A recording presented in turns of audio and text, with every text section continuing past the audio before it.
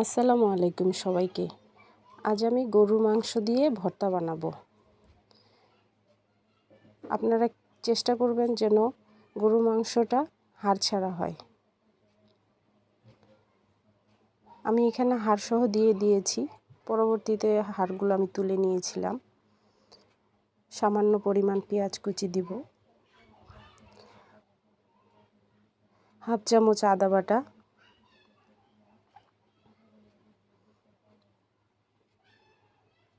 Half চামচ রসুন বাটা,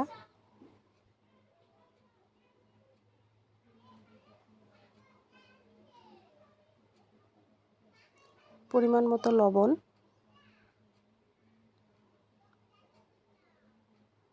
half চামচ হলুদ গুঁড়ো,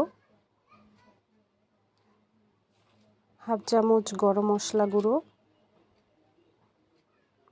হাফ চামচ মরিচের গুঁড়ো, হাফ চামচের একটু বেশি মরিচের গুঁড়ো, হাফ চামচ জিরে গুঁড়ো, হাফ চামচ ধনে গুঁড়ো,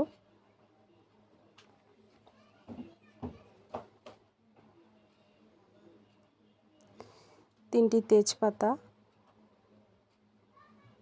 সব শেষে দিয়ে দিলাম তেল।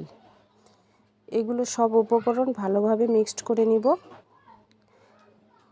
আমার সুবিধার্থে আমি প্রেসার কুকারে সিদ্ধ করে নিয়েছি, আপনারা চাইলে এমনি চুলাতেও সিদ্ধ করে নিতে পারেন।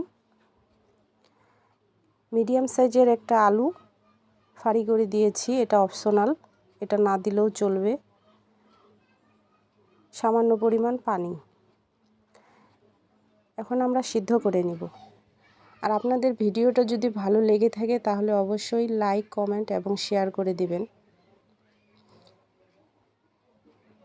দেখুন সিদ্ধ করে নিয়েছি। এখন চুলার আঁচটা অবশ্যই মিডিয়াম টু লো হিটে রান্না করতে হবে।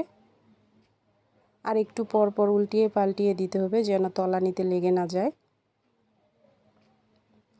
এভাবে সম্পূর্ণ পানিটা আমরা টেনে নিব, যেন কোনো রকম পানি না থাকে। দেখুন এখন আমরা একটা প্যান বসিয়ে দিয়েছি।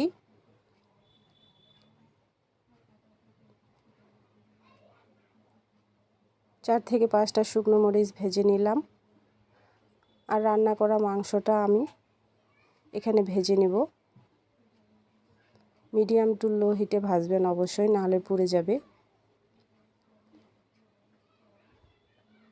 বেশি ভাজার দরকার নাই, সামান্য পরিমাণ ভাজবেন।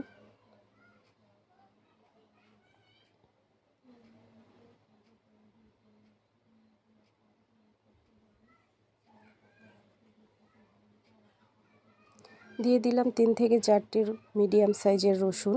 এগুলো ছিলে পরিষ্কার করে রেখেছিলাম। এগুলো হালকা ভেজে নিব।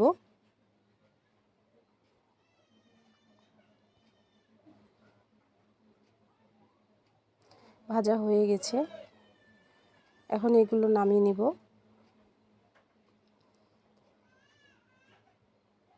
মাংসটা একটু ছিঁড়ে ছিঁড়ে নেব। দেখুন সিদ্ধ হয়েছে কেমন, এভাবে একটু একটু ছিঁড়ে নিতে হবে।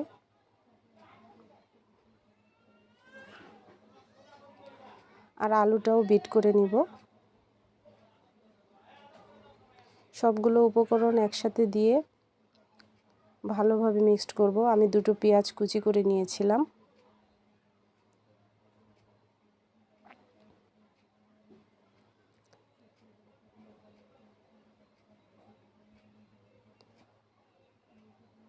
ভেজে রাখা রসুনগুলো দিয়ে দিব। দিয়ে এগুলো সবগুলো উপকরণ ভালোভাবে মেখে নিব। দেখুন এগুলো ভালোভাবে মিক্সড করে নিয়েছি। অবশ্যই গরম গরম পরিবেশন করবেন।